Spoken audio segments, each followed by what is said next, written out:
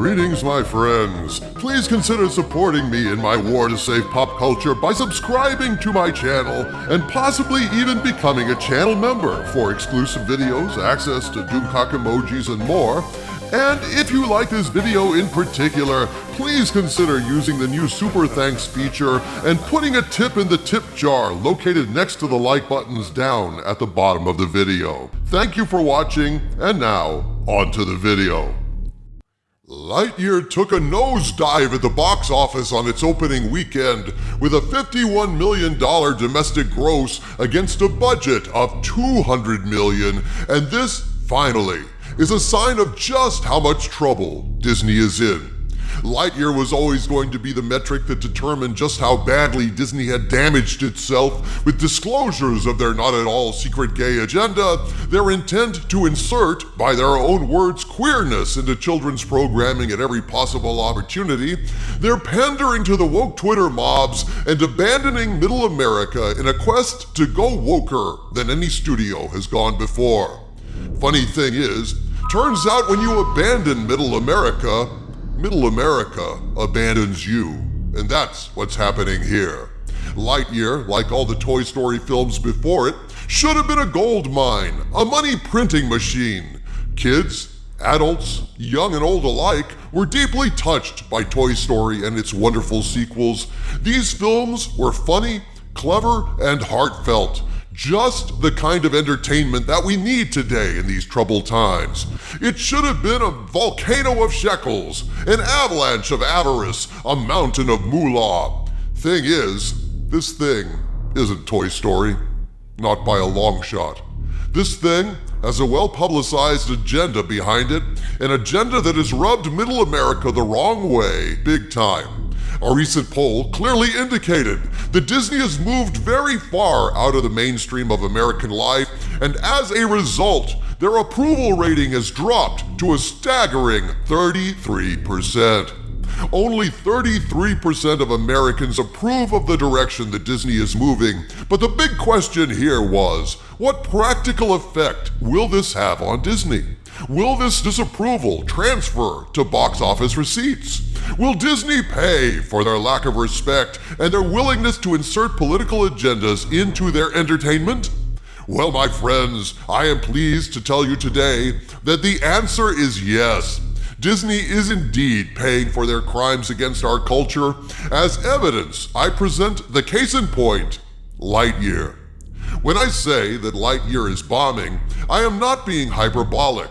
Of course it is, at least theoretically possible, that Lightyear could rally. I mean, after all, it is just the opening weekend. But statistically speaking, box office drops off after an opening weekend. It does not go up. The only real question is, how steep will the drop-off be in audience attendance this week? How badly will Lightyear continue to misfire? That will be the final determination, but given all the negative publicity they're getting, if anything, I suspect the second week box office drop-off will be even more severe than is typically the case in major releases. I mean, take a look at this article in Newsweek, folks. My God, they actually acknowledge that Lightyear is in trouble, and get this, they even use the phrase "go woke, go broke" in the headline of their article. This article was just published in Newsweek. Lightyear film slammed by conservatives, go woke, go broke. And in that article, Newsweek says, quote, Lightyear's opening weekend box office figures failed to reach the stars, and as a result has been mocked by conservatives who suggest if you go woke, you'll go broke. The Toy Story origin tale is Pixar's latest animation to hit cinemas, but it was banned in a number of territories for featuring a same-sex kiss. Chris Evans replaced Tim Allen in the titular role as Buzz Lightyear, a movie which had already upset some, including TV actress Patricia Heaton, unquote. I am among those disappointed. In fact, I'm disgusted. Why was the great Tim Allen shunned for this movie? Tim Allen created the role of Buzz Lightyear. It's just voice work, so it can't be that he's too old to continue in the role. His voice is perfectly fine. Why substitute Chris Evans? It probably has something to do with politics, something to do with Alan not kissing Disney's woke ass. I have no idea what the reason was. Makes no sense to me, but I simply know that whatever the reason was, it wasn't good enough. It's not good enough to justify banning Tim Allen from this movie. Not good enough to justify passing off a knockoff voice in the role of Lightyear. No offense to Chris Evans, it's just a fact. Chris, you are not Buzz Lightyear. Without respect, we reject. And there's precious little respect here for Tim Allen or for his fans. So personally, I was offended and will not be wasting my time seeing this movie, but that's okay because I can go ahead and comment on the box office failure of this woke wankery just the same. I'm convinced this movie isn't tanking merely because of the wokeness or merely because they mistreated Tim Allen. Although obviously those are factors that hurt this movie's box office, but the story here is much deeper than that, folks. Disney decided to go ahead and stick their noses into the culture wars. They've gone too far to the woke end of the political spectrum, and instead of just making quality entertainment, these idiots are 100% committed to inserting their political ideology into their TV shows, movies, and theme parks. And let's face it, since they are Disney, that means children's programming. And funny thing is, it turns out America doesn't like corporations inserting propaganda from the left or from the right into their children's heads. Proof of this?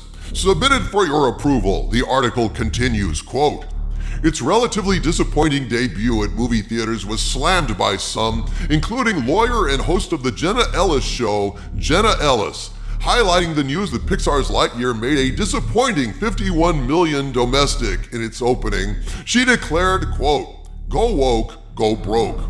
Her tweet reads, CNBC, Pixar's Lightyear snares a disappointing $51 million in domestic opening. Go woke, go broke."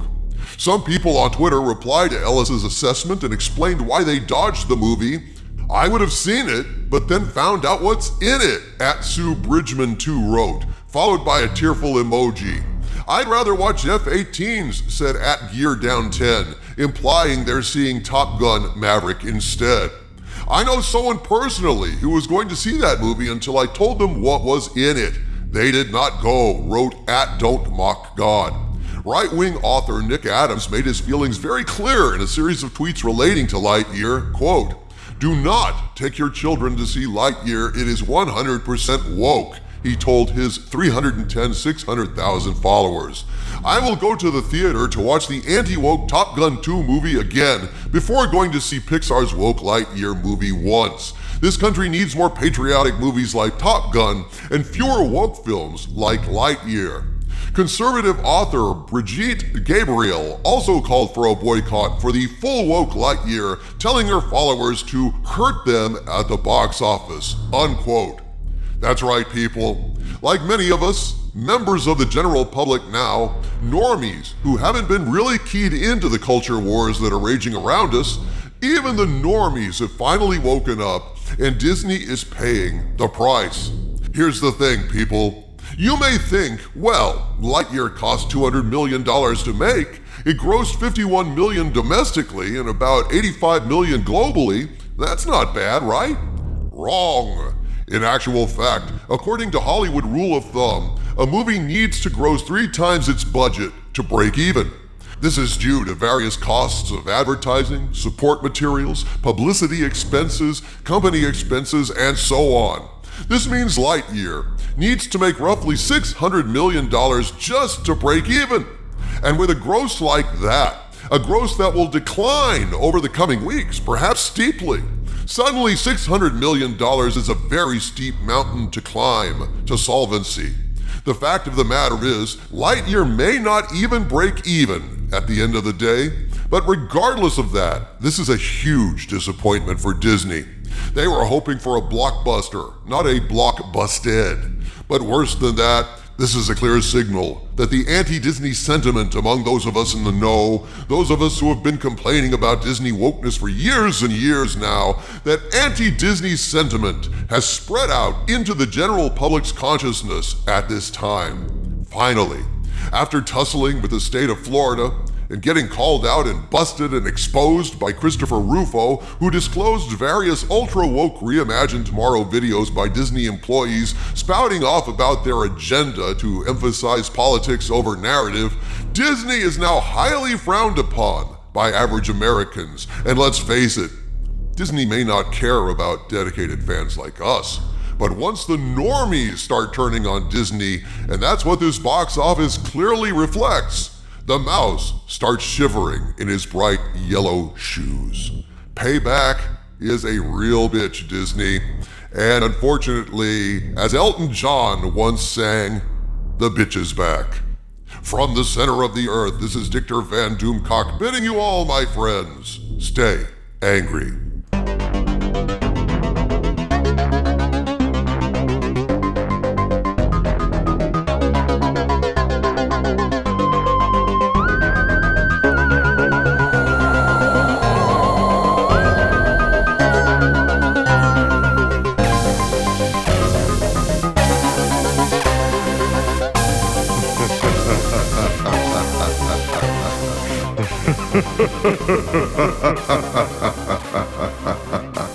Ha ha ha ha ha ha.